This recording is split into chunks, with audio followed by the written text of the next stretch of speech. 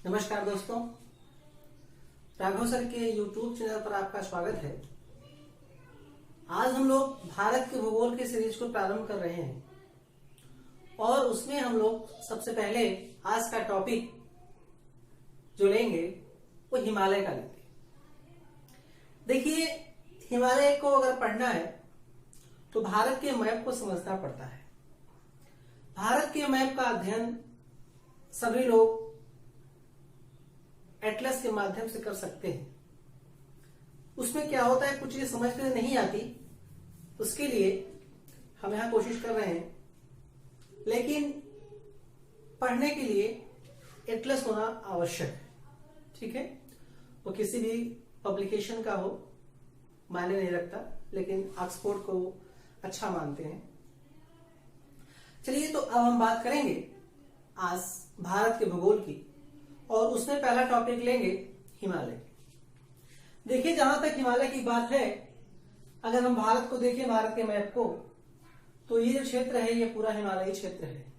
ठीक है, हम जानते हैं कि ये भारत है, इधर पाकिस्तान, इधर चीन और इधर म्यांमार।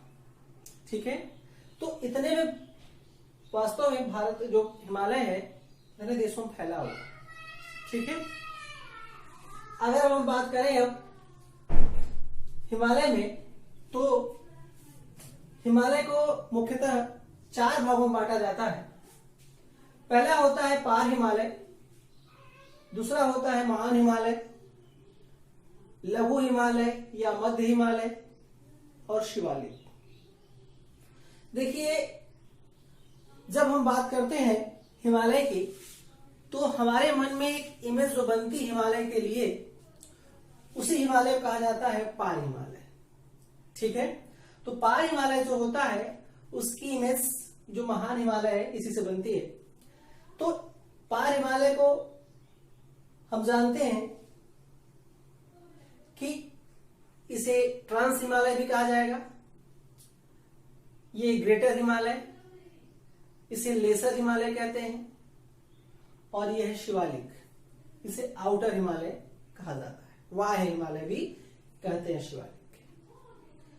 तो पार हिमालय अर्थात हिमालय जो है उसके पार, उस पार, ठीक है, उस हिमालय की चर्चा करेंगे। देखिए, हिमालय की शुरुआत करने से पहले यहां बता दें कि पार हिमालय और महान हिमालय के बीच एक भ्रंश पाया जाता है जिसे ITS-Z कहा जाता है, इंडस सांगपो सुचर जोन। हिमालय, महान हिमालय और लघु हिमालय के बीच एक थ्रस्ट पाया जाता है, इसे कहा जाता है मेन सेंट्रल थ्रस्ट। ठीक है, फिर लघु हिमालय और शिवालिक हिमालय के बीच एक फ्रंट पाया जाता है, भ्रंश पाया जाता है, इसे कहते हैं MBF। इसे MBF या MBT भी कह सकते हैं। तो मेन बाउंड्री फॉल्ट, अगर F है तो फॉल्ट और T रहता तो थ्रस्ट। ठीक है, तो मेन बाउंड्री फॉल्ट। इसके बाद शिवालिक के बाद भी एक थ्रस्ट पाया जाता है जिसे HFF कहते हैं। ठीक है, इसकी चर्चा हम थोड़ी देर बाद करते हैं। ठीक है, पहले हम बात करेंगे पार हिमालय की। ठीक है, जरा देखिएगा, जो पार हिमालय होता है, ये जो हमने नीली लाइन ली हुई है, ये आपका बृहद हिमालय है, और बृहद हिमालय के बाद जो हिमालय है वो पूरा वही है पार हिमालय। ठीक है, तो जो पार हिमालय है वास्तव में हम जानते हैं कि जब प्लेट टेक्टोनिक्स हमने पढ़ा था तो उसमें देखा था हम जानते हैं कि जो हिमालय की उत्पत्ति हुई थी, भारतीय प्लेट और यूरेशियन प्लेट के टक्कर से यहां पे जो 33 सागर था उसके उभरने से हिमालय की उत्पत्ति हुई थी, हिमालय का निर्माण हुआ था। अगर हम यहां पे बात करें तो जो पार हिमालय है वास्तव में वह यूरेशियन प्लेट पर स्थित है। ठीक है, पार हिमालय जो है ये यूरेशियन प्लेट पर स्थित है। ये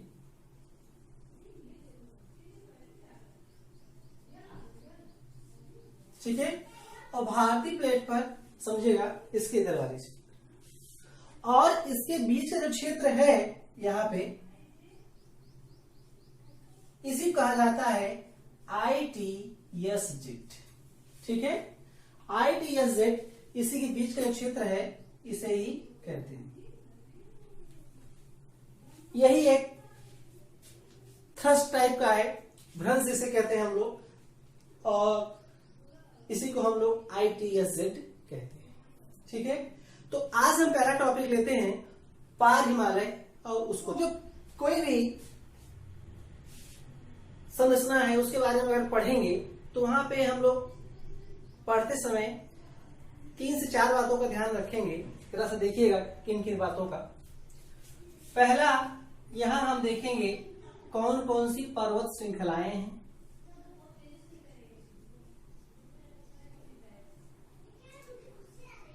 यहां पे कौन कौन सा दर्रा है, यहां कौन कौन सी चोटी है, और यहां पे कौन कौन से ग्लेशियर है। पढ़ते समय हम इन बातों को ध्यान में रखेंगे। ठीक है, तो हम पार हिमालय की अगर बात करें तो पार हिमालय जो है वास्तव में ये हिमालय के उत्तर की तरफ है।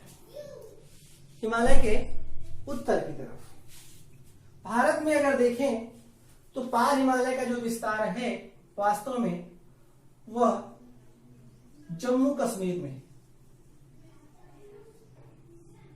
ठीक है, वो जम्मू कश्मीर में है। अब जम्मू कश्मीर की अगर हम बात करें तो यहां पे पार हिमालय जो चीजें आती हैं वो देखिएगा, इसमें है काराकोरम,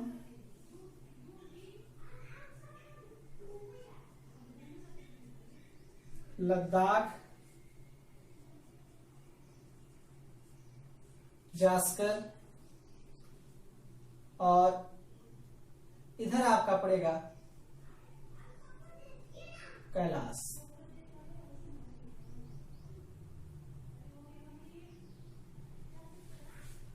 ठीक है, तो ये श्रृंखला आपकी पड़ेगी। और ये चीज और ध्यान रखिएगा, जो ITS-Z था वो इसी के बीच में है। ठीक है, तो अभी हम इतने सारी चीजों को देखेंगे, काराकोरम, लद्दाख, जास्कर और कैलाश। अगर हम मैप में इन बातों को देखें तो ये जो पहला सेक्शन दिख रहा, पहली लाइन दिख रही है आपको, ये पहला यही है काराकोरम। काराकोरम ये श्रृंखला है, और इसके नीचे है लद्दाख, और इसके नीचे है जास्कर। ठीक है, अगर हम काराकोरम की बात करें तो यहां की जो चोटी है उसका नाम है K2। K2 को हम जानते हैं, इसका एक नाम है गार्डविन ऑस्टिन। ये भारत की सबसे ऊंची चोटी हुआ करती थी, लेकिन वर्तमान परिदृश्य अगर देखा जाए तो ये पाकिस्तान के कब्जे में है। इस कारण से वर्तमान में इसे भारत की सबसे ऊंची चोटी नहीं मानते। ठीक है, तो भारत की सबसे ऊंची जो चोटी है वो अभी आगे मिलेगा। ठीक है, ऑस्टिन K2 ये काराकोरम रेंज की सबसे ऊंची चोटी है। ठीक है, इसे हम कह सकते हैं K2। ठीक, काराकोरम में अगर हम बात करें और चीजों की तो यहां पे जो दर्रे हैं, दर्रा, इसकी चर्चा अगर हम करें तो यहां पे जो दर्रे दिखेंगे आपको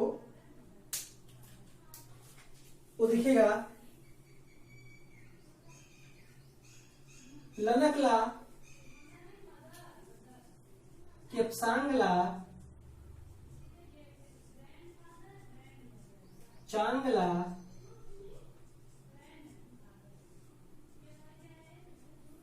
चारडुंगला,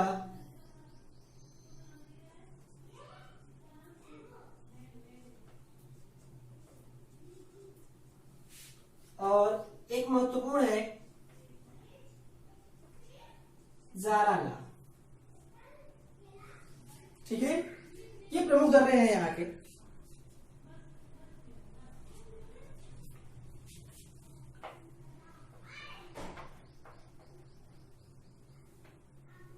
जाराला हम यहां रख दे रहे हैं।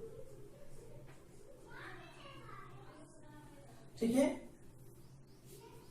ये प्रमुख दर्रे हैं। लनगला, केपसांगला, चांगला और चारडुंगला। ठीक है, ये दर्रे हैं प्रमुख। अब अगर हम बात करें, देखें तो जो चांगला दर्रा है, देखिएगा जो चांगला है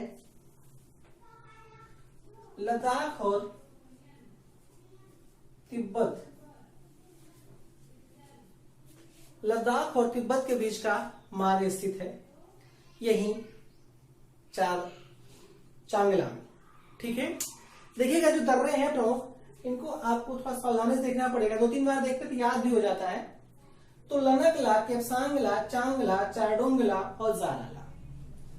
जहां तक जाराला की बात है, तो जाराला के लिए एक महत्वपूर्ण सूचना यह है कि यही वो दर्रा है जहां से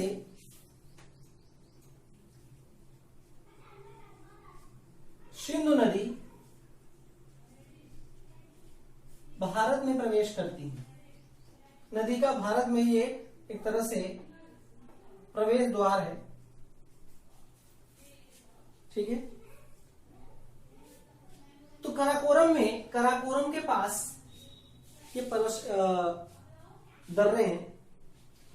अगर हम बात करें तो पार हिमालय में कराकोरम के पास कुछ ग्लेशियर भी हैं, जरा उनको भी देखते हैं। देखिए इधर जो ग्लेशियर हैं, अगर हम देखें इनको, तो एक है सियाचिन, दूसरा है, देखिए ये जो सियाचिन, हिस्पर, बाइफो और पालतारो हैं, ये सभी ग्लेशियर हैं। ठीक है, और हम जानते हैं कि सियाचिन ग्लेशियर भारत का सबसे ऊंचा ग्लेशियर है।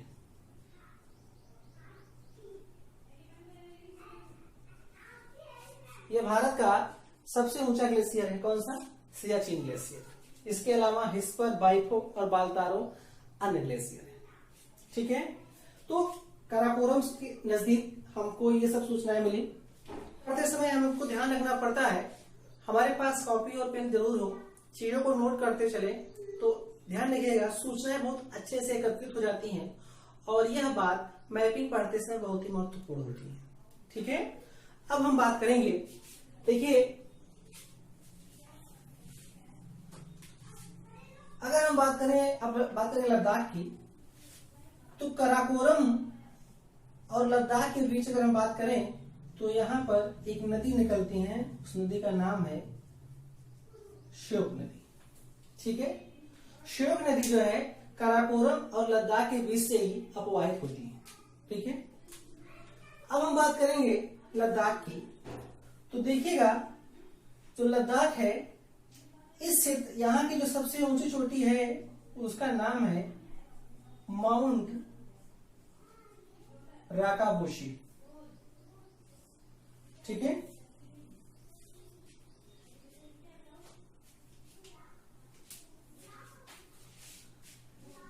देखिए जो माउंट राकाबोशी है, ये विश्व की सबसे अधिक तीव्र ढाल वाली जो चोटी है। ठीक है,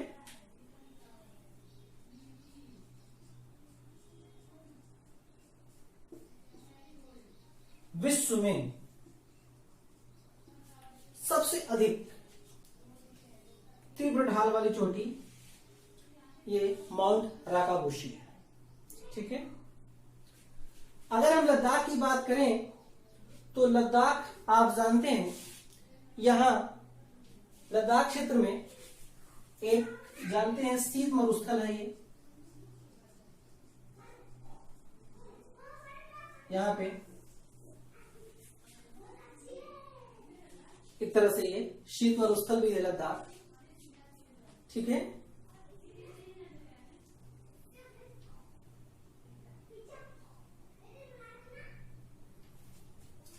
यहां पर कुछ दर्रे हैं, अगर हम उनकी बात करें तो एक दर्रा है थांगला और एक है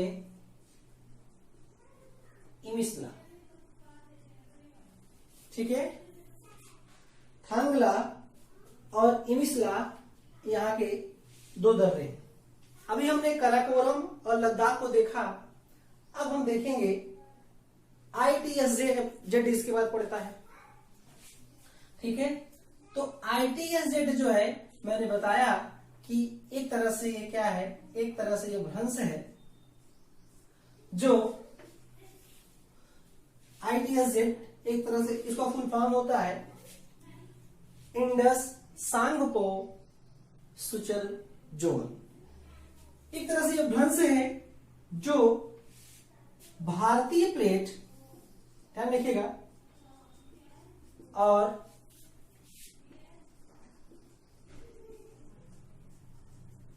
यूरेशियन प्लेट के टक्कर से जो निर्मित यहां जो भ्रंश बना था, ध्यान होगा आप लोग को, अगर हम इस चित्र को ध्यान देखें तो जब दो प्लेटें टकराती हैं तो यहां पर एक भ्रंश बन जाता है। ठीक है, यही भ्रंश है ITSZ। ठीक है, हम जानते हैं कि हिमालय की उत्पत्ति भारतीय उपमहाद्वीपीय प्लेट और यूरेशियन प्लेट के टक्कर से हुआ था, तो यहीं पे ITSZ का निर्माण हुआ था। ठीक है, आगे देखें हम लोग। अब हम बात करते हैं, यहीं पे जास्कर श्रेणी है। देखिए जास्कर श्रेणी,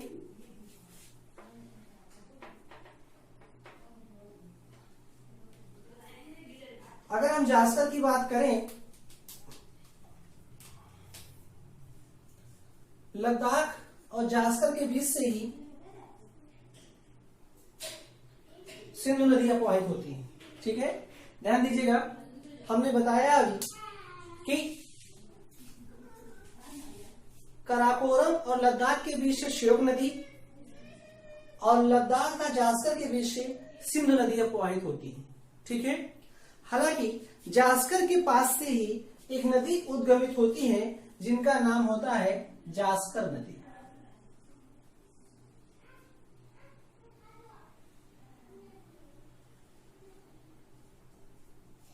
ठीक है, और जास्कर नदी जो है ये सिंधु नदी की सहायक नदी है, जाके सिंधु नदी में मिलती है। जरा सा हम देखते हैं।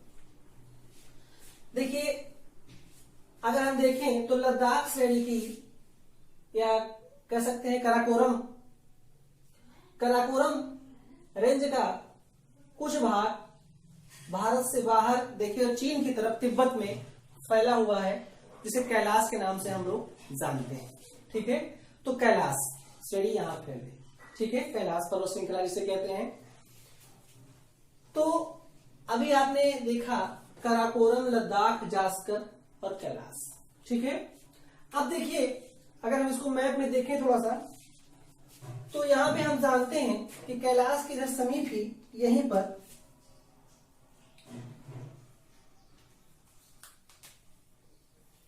पर मानसरोवर झील स्थित, और मानसरोवर झील और इसी के समीप एक झील और है जिसका नाम है राकास झील। ठीक है, दो झीलें हैं, एक तो मानसरोवर है, दूसरी है राकास झील। ठीक है, तो वर्तमान में माना जाता है इसी मानसरोवर झील से सिंधु नदी उद्गमित होती है, और जब सिंधु नदी उद्गमित होती है तो भारत में जब प्रवेश करती है तो यहाँ पे जो दर्रा है उस दर्रे का नाम है जाराला। ठीक है, तो जाराला दर्रे से ही सिंध नदी भारत प्रवेश करती हैं, तो सिंध नदी जब यहाँ जम्मू कश्मीर प्रवेश करेंगी और इस तरह से अपवाहित होते हुए जाती हैं पाकिस्तान में, तो हमने देखा कि यहीं पर इसके समीप एक नदी मिली, कराकोरम और लद्दाख के बीच से नदी निकली जिनका नाम था श्योक नदी सिंधु नदी में मिलती है दाहिनी ओर से, जबकि बाईं ओर से अगर देखा जाए तो जास्कर नदी भी निकलती है। ठीक है, अब हम बात करेंगे पार हिमालय भी हमने देखा, अब हम बात करेंगे बृहद हिमालय की। जिस पर्वत श्रृंखला को हम हिमालय के रूप में जानते हैं उसे ही महान हिमालय या बृहद हिमालय कहा जाता है। देखिए, महान हिमालय या बृहद हिमालय जो है, इसका अगर देखें विस्तार तो ये जम्मू कश्मीर में नंगा पर्वत से लेकर अरुणाचल प्रदेश के नामचा बरुआ तक फैला हुआ है। ठीक है, अगर हम देखें इसका विस्तार देखिए तो महान हिमालय की इधर हमने देखा तो ITSZ है, और महान हिमालय के अगर देखें उत्तर में ITSZ और इसके दक्षिण में देखेंगे तो पड़ेगा MCT। ठीक है, अभी हम MCT की बात थोड़ी देर में करेंगे।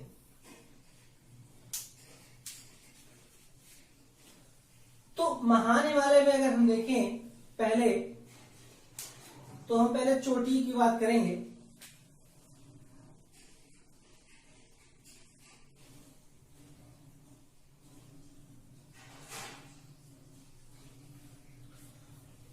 महान हिमालय की जो प्रमुख चोटियां हैं, जरा पहले उसको देखते हैं फिर आगे बढ़ते हैं। तो हम जानते हैं कि महान हिमालय जो है इसका विस्तार जम्मू कश्मीर से लेकर आपके अरुणाचल प्रदेश तक है। तो इसमें हम देखें अगर तो यह जम्मू कश्मीर, हिमाचल प्रदेश, उत्तराखंड, सिक्किम और अरुणाचल प्रदेश से होते हुए आगे बढ़ता है। देखिए, महान हिमालय में अगर देखें हम चोटियों को, तो इसमें जो प्रमुख चोटियां हैं वो नंगा पर्वत जम्मू कश्मीर में ही है, केदारनाथ, कामेट, बद्रीनाथ, नंदा देवी ये सभी उत्तराखंड में है, जबकि हम जानते हैं कंचनजंगा ये सिक्किम में और नामचा बरुआ अरुणाचल प्रदेश में। ठीक है, हम जानते हैं कि जो कंचनजंगा है ये वर्तमान में भारत की सबसे ऊंची चोटी है। ठीक है, हालांकि हम जानते हैं कि K2 गार्डुइन ऑस्टिन भारत की सबसे ऊंची चोटी थी, लेकिन अब भारत की सबसे ऊंची चोटी कंचनजंगा को माना जाता है। तो भारत की सबसे ऊंची चोटी कंचनजंगा की ऊंचाई जो है 8,598 है। हालांकि हम जानते हैं वैसे सबसे ऊंची चोटी जो है वो माउंट एवरेस्ट है, तो हम चर्चा करते हैं। ठीक है, चूंकि देखिए अभी हम भारत को पढ़ रहे थे, इसलिए अभी हमने हिमालय नेपाल वाले सेक्शन को छोड़ा हुआ है। अब हम नेपाल को देखेंगे। ये अगर जहां तक बात है महान हिमालय की, धौला नेपाल में जो पर्वत चोटियां हैं उनकी, तो देखिए ये हमने क्रम से बनाया हुआ है। इससे पहले यह धौलागिरी, अन्नपूर्णा, मानसालू, गौरीशंकर, माउंट एवरेस्ट, मकालू और कंचनजंगा। देखिए ये पश्चिम से पूरब की ओर का क्रम है। कभी कभी परीक्षा में ऐसा क्रम भी पूछा जाता है, तो इसको हमको ध्यान में रखना पड़ेगा। ठीक है, हालांकि इसके पहले अगर जो हमने बताया उसको पश्चिम की ओर रखते जाएंगे, क्रम से ही मैंने बताया था उसको। जैसे जम्मू कश्मीर में अगर देखें तो नंगा पर्वत, ठीक है, जम्मू कश्मीर में नंगा पर्वत, उत्तराखंड में केदारनाथ, कामेट, बद्रीनाथ, नंदा देवी, उसके बाद नेपाल में धौलागिरी, अन्नपूर्णा, मानसालू, गौरी शंकर, माउंट एवरेस्ट, मकालू, कंचनजंगा। ठीक है, ये क्रम है। इसके बाद अगर हम देखें तो नामचा बरुआ, अरुणाचल प्रदेश। ये पर्वत श्रृंखलाएं हिमालय, बृहद हिमालय में क्रमशः स्थित है। ठीक है, अब देखिए जहां तक नेपाल में माउंट एवरेस्ट की बात है, तो माउंट एवरेस्ट विश्व की सबसे ऊंची चोटी है, जिसकी ऊंचाई 8,848, वर्तमान में इसको 8,850 मीटर माना जाता है। यह विश्व की सबसे ऊंची चोटी है जो कि नेपाल में स्थित है। ठीक है, नेपाल में इसे चोमोलुंगमा कहा जाता है, अर्थात पर्वतों की रानी, और इसकी पूजा की जाती है। ठीक है, ये पूज्य है वहां पे। दूसरे अगर इसके बात करें तो मकालू के बाद कंचनजंगा है। कंचनजंगा अभी हमने देखा कि ये भारत की सबसे ऊंची चोटी है, जो कि भारत में सिक्किम में स्थित है। कंचनजंगा जो है ये ऐसी जगह पे है कि वहां पे आधा भाग नेपाल का पड़ता है और आधा भारत का। तो भारत का जो क्षेत्र है, जो राज्य है, वो सिक्किम है। ठीक है, आगे बात महान हिमालय के जो प्रमुख दर्रे हैं, अब जरा उसकी बात करते हैं। अगर हम देखें तो जो प्रमुख दर्रे हैं, अगर इधर इसको देखें तो ये दोनों हैं जो कि जम्मू कश्मीर में है, हम जानते हैं। ठीक है, जुजिला, बुर्जिला, ये दोनों, बारालाचाला और सिपकिला, ये दोनों आपके हिमाचल प्रदेश में। ठीक है, शिपकिला दर्रा हम जानते हैं कि इसी दर्रे से सतलज नदी भारत में प्रवेश करती है। ठीक है, तो एक तरह से यह शिपकिला दर्रा सतलज नदी का ये प्रवेश द्वार भी है। ठीक है, ठीक है, शिपकिला दर्रा सतलज नदी का भारत में प्रवेश द्वार भी है। बारालाचाला दर्रा इससे लेह और मनाली के बीच मार्ग स्थित है। ठीक है, और चीन के बीच मार्ग है। ठीक है, शिपकिला दर्रे से भारत और चीन के बीच यहां से भी मार्ग है।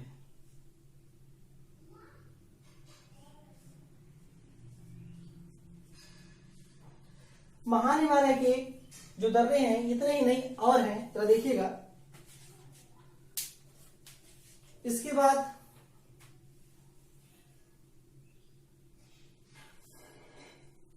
अगर हम उत्तराखंड की बात करें तो मानला,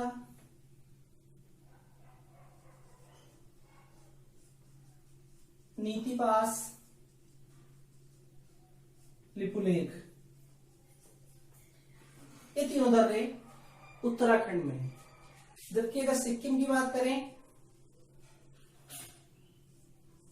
सिक्किम की, तो यहां पे दो दर्रा है, एक है नाथुला, दूसरा है जलपला।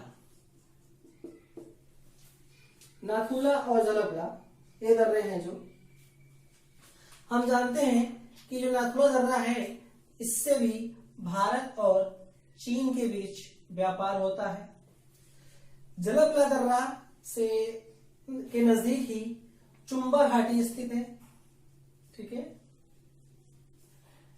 चुंबा घाटी देखा जाए तो महान हिमालय के जो दर्रे हैं, एक हैं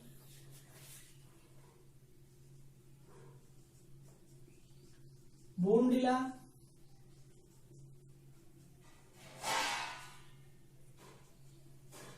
यांगयाप,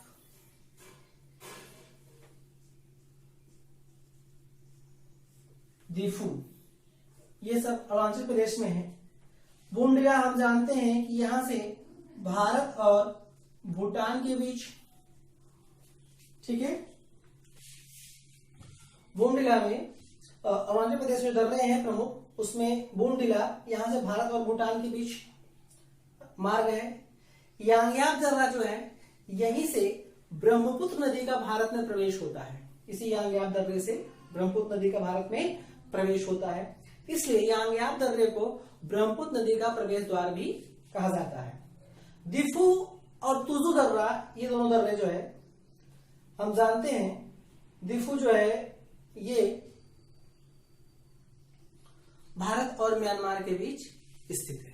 ठीक है, तो दिफू दर्रा भारत म्यांमार के बीच अरुणाचल प्रदेश में, जबकि तुजु दर्रा जो है ये भारत की मणिपुर में स्थित है। और ये जो है इससे भी भारत और म्यांमार के बीच मार्ग में स्थित है। ठीक है, तो ये प्रमुख दर्रे थे जो कि महान हिमालय में स्थित है। ठीक है।